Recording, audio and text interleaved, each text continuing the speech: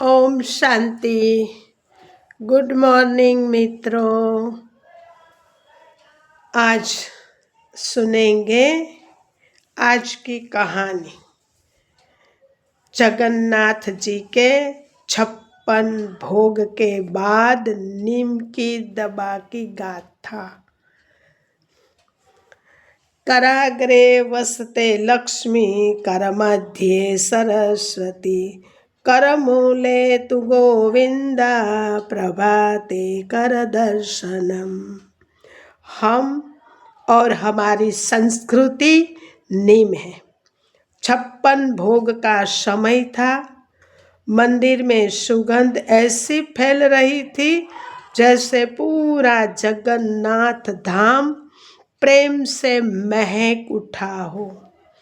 ढोल नगाड़ों की गूंज,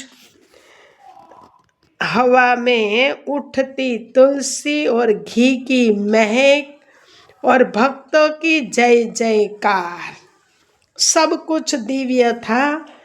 पर भीड़ के बीच खड़ी एक बूढ़ी माँ का दिल अजीब सी बेचैनी से भरा था।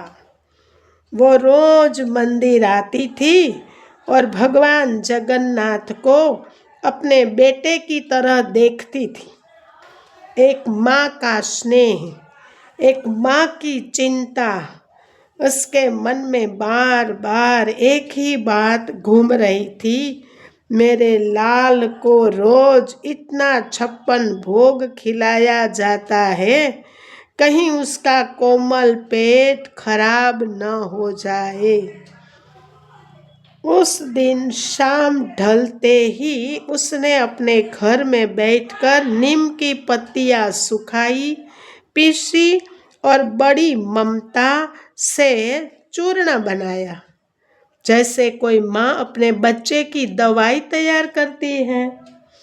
वो रात को मंदिर पहुंची ताकि भीड़ न हो, शांति हो और वो भगवान को दवा दे सके। लेकिन मंदिर के द्वार पर पहरा दे रहे द्वारपाल ने उसे रोका।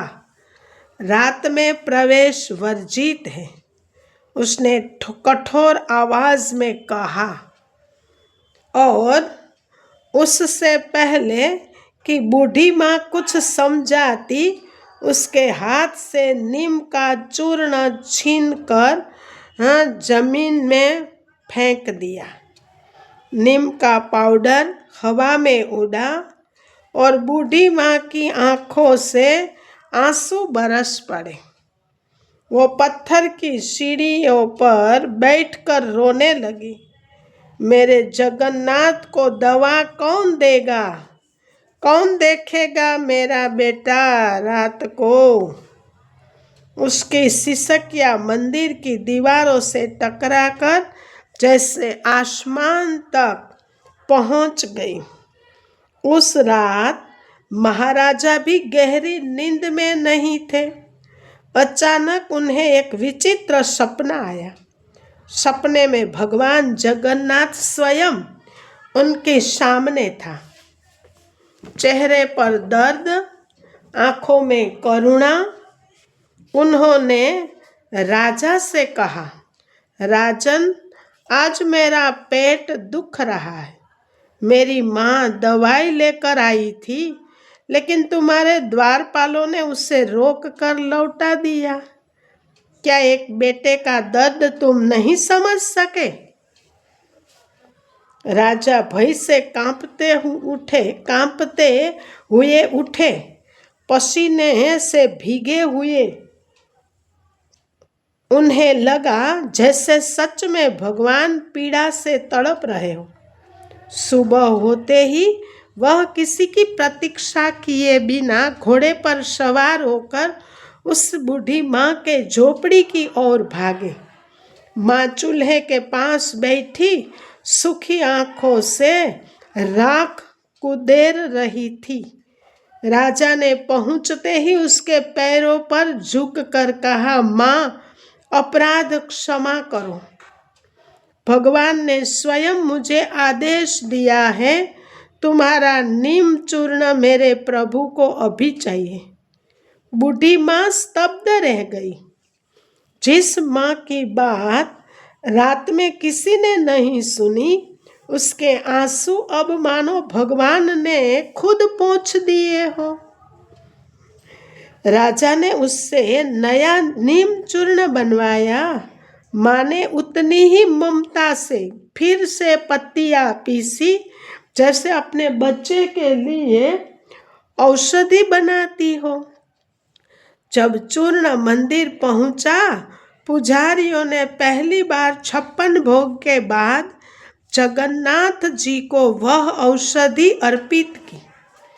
मंदिर में जैसे दिव्य महक फैल गई, एक माँ के प्रेम की, उसकी पीड़ा की, उसकी पूजा की, उसके प्यार की, उसकी भावना की।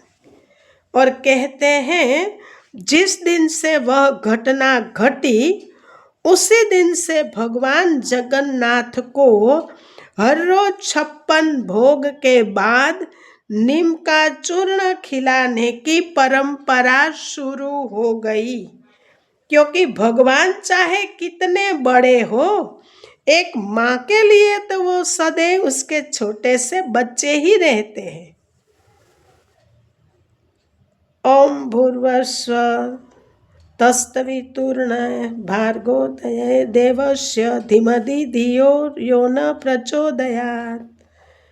नया साल मुबारक हो, मुबारक हो, मुबारक हो।